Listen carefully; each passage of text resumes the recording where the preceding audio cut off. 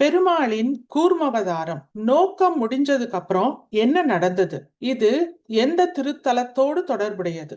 இந்த தகவலை தான் இந்த காணொளியில பார்க்க போறோம்.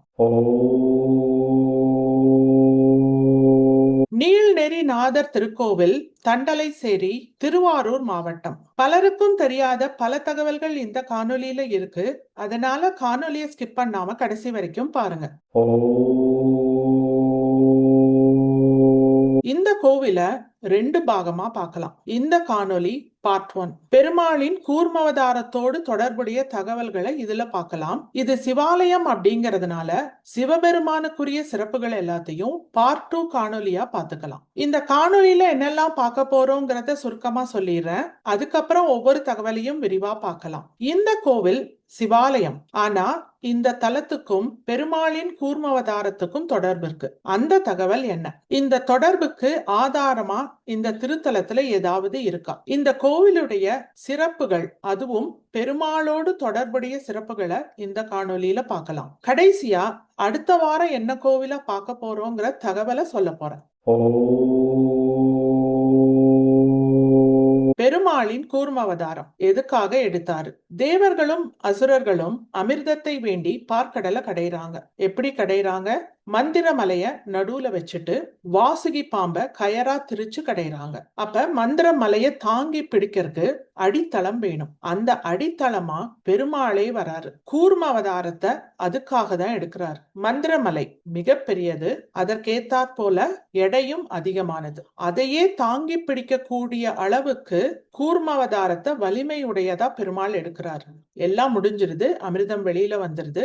அதுக்கப்புறம் கூர்ம அவதாரத்திற்கு என்ன நடந்தது? பெரிய மலை அதனுடைய பாரம் தாங்கி பிடிக்கிறாரு. அது தவிர கடையறதுனால பார்க்கடல்ல ஏற்பட்ட சலசலப்பு எல்லாம் சேர்ந்து கூர்ம அவதாரத்துல இருந்த பெருமாள் அவருடைய நிலையிலிருந்து மாறுபடுறாரு. மதம் கொண்ட தோற்றத்துக்கு மாறுறாரு. ஆக்ரோஷமா பார்க்கடல்ல ஆர்ப்பரிக்கிறார். அதன் காரணமா அண்டமே நடுநடுங்குது. பெருமாளை கண்டிப்பா சாந்தப்படுத்தணும்னு சிவபெருமான் நினைக்கிறார். கூர்மம்ங்கிறது ஆமை. ஆமைக்கு எது பலம்? அதனுடைய ஓடு. அப்ப பெருமாளை அவருடைய நிலைக்கு திருப்பணும் அப்படின்னா கூர்ம அவதாரத்துல இருக்கிற பெருமாளுடைய பலத்தை பறிக்கணும். அதனால சிவபெருமான் என்ன பண்றார்னா கூர்ம அவதாரம் ஆமை அதனுடைய ஓட்டை உரித்து மாலையா அணிஞ்சுக்கிறார். பெருமாளும் தன்னுடைய சுயநிலைக்கு திரும்புறார். கூர்ம அவதாரத்திற்கு பிறகு நடந்தது இதுதான்னு புராணங்கள் சொல்லுது.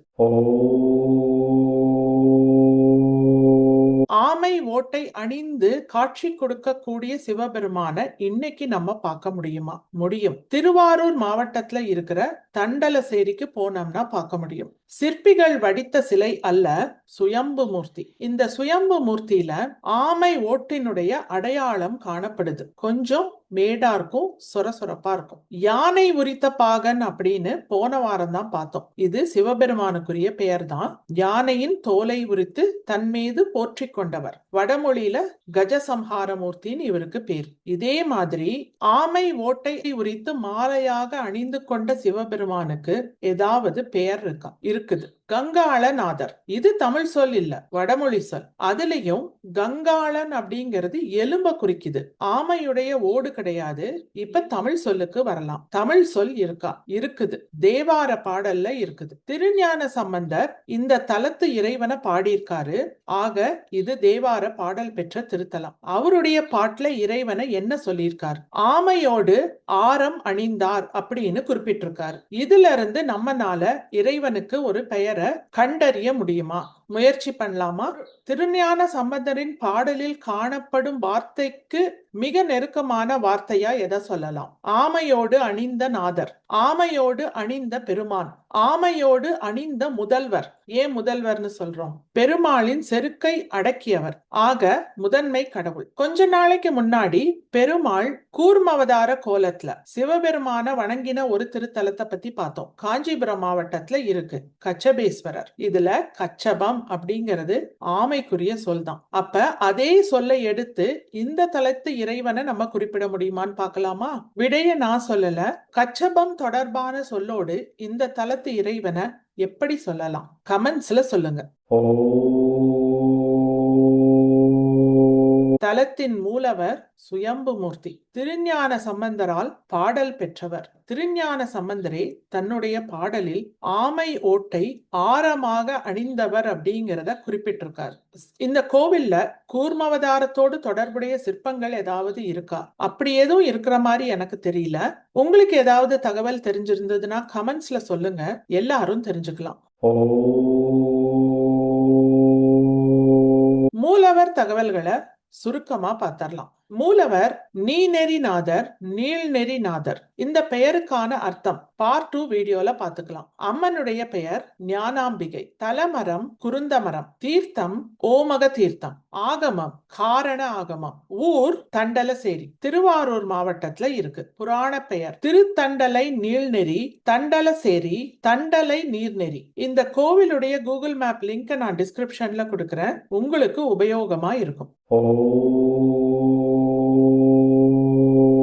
ஆடி மாதம் தொடங்குறத முன்னிட்டு அம்மன் கோவில்களை பார்க்க ஆரம்பிக்கலாம். ஆடி மாதம் முடிஞ்சதுக்கு அப்புறம் இந்த தலத்துடைய பார்ட் 2 வீடியோவை பார்க்கலாம். பார்ட் 2 வீடியோல என்னெல்லாம் பார்க்க போறோம்? படிக்காசு புலவருக்கும் இந்த தலத்துக்கும் இருக்கிற தொடர்பு. கொடிமர விநாயகர், நடராஜருடைய தலையில் இல்லாம பாதத்தில் ஓடும் கங்கை, இன்னும் நிறைய சிறப்புகள் இருக்கு. ஆடி மாதத்தை முன்னிட்டு அடுத்த வார வெள்ளிக்கிழமை என்ன கோவில பார்க்க போறோம்? மதிப்பநல்லூர் அம்மன் திருக்கோவில், வடவள்ளி, கோவை மாவட்டம். இந்த கோவில் பலருக்கும் தெரியாதது, ஆனா மிகவும் சக்தி வாய்ந்த தெய்வம். காஞ்சி காமாட்சி அம்மன், மதுரை மீனாட்சி அம்மன் திருத்தலங்கள்ல ஸ்ரீ சக்கரம் இருக்கு. இதற்கு அடுத்தபடியா ஸ்ரீ சக்கரம் இருக்கிற 3வது திருக்கோவில் மதிப்பநல்லூர் அம்மன் கோவில். நம் தேடல் தொடரும். அதுவரை இணைந்திருங்கள்.